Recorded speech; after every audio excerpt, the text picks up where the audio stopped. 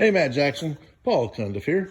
So, as you can see, we've just about finished up your tanks, and what you can't see is also your entire fuel delivery system, your electrical, and so forth. So, I've worked on the invoices, and I just wanted to go through them because we missed our target a bit. But we added some stuff too. We added, as you recall, we added the fuel pumps, which are hidden up under here. All you'll see is these acorn nuts right here, but the fuel pumps are right where my hand is on the and then over on the other side, those are hidden. The fuel pumps are supposed to be within 12 inches of the engine, and of course they were way up here before, so they've all been moved and remounted. Fuel filters are located, you can just see the bottom of that fuel filter right there, and we've got the other one over here on this side as well. And then we have our fuel line then comes up under the engine and ties back into this fuel line right here. So the additions, like I said, was the fuel pump.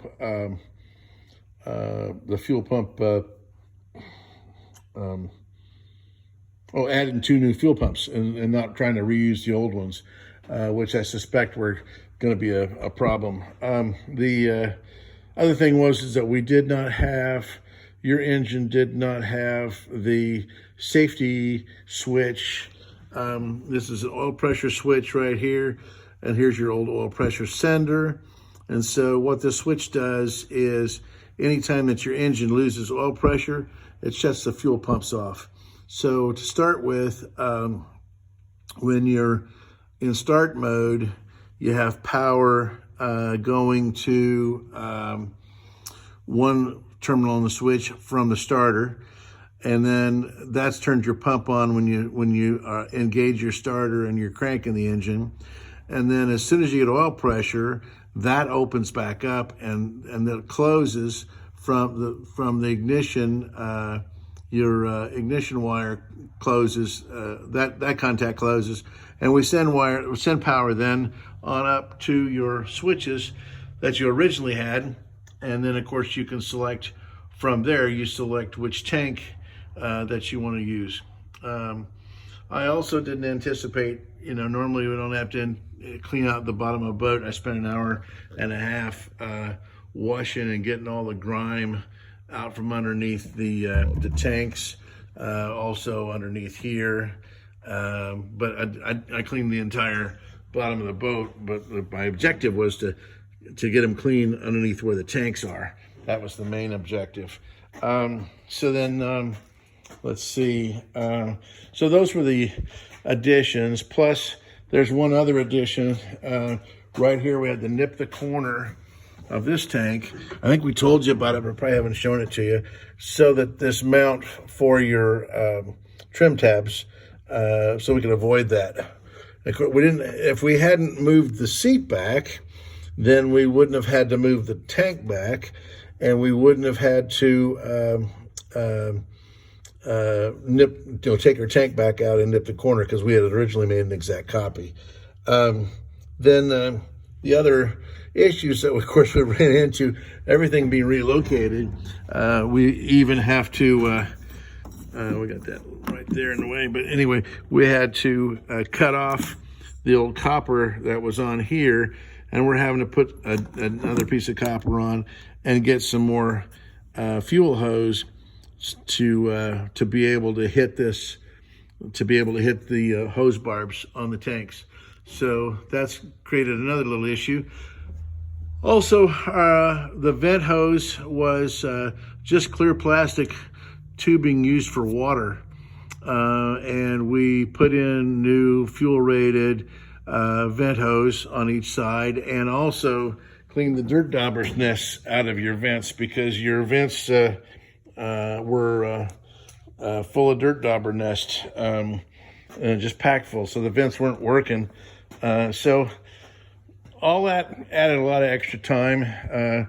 we actually ate a day ourselves because it felt to us like we were doing stuff twice. And of course, we weren't able to reuse your old straps, your old mounting system. So that we didn't anticipate when we were telling you how much we thought it would cost. So we had to make, of course, these straps that are going to hold your tank down. And we had to seal up the bottom of the boat where your old tanks had been held down. We had to seal that up. And there's our wiring diagram for the fuel pumps. But anyway, so we had to put these screws through. They one side of this, they both have the head that looks exactly alike. The head that's underneath has a female threads in it, and then this one has the male threads in it. Sometimes they've been called sex nuts.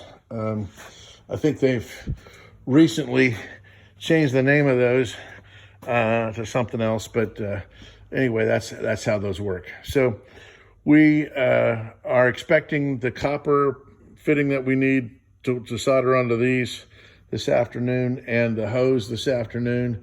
And then once we get that done, we'll be strapping the tanks down, and that'll finish off the work for the tanks. So anyway, I'll put those invoices out there on the out there for you, and work up an invoice so that you can pay against, and then we'll decide what we do next and proceed on. Taylor might already know what your next thoughts are. I do remember we need to change the water coolant hoses, so that'll probably be where we go next. And I do know where we go next. I've actually started looking up what we need to do those in stainless. And anyway, so we'll start heading that direction. I would also like to request, I have something in mind, kind of a surprise for you. I guess it won't be a total surprise. You sent me a picture of your grandfather sitting in the boat, and that's where we got the idea of using velocity stacks like your grandpa had. I'd like to have that picture sent to me in high resolution. If you can scan it in, or if you have it scanned in at high resolution. The one you sent to me wasn't very high resolution, so I'd like to get that if you could. I got a little surprise in mind. All right. Thank you very much. Talk to you soon.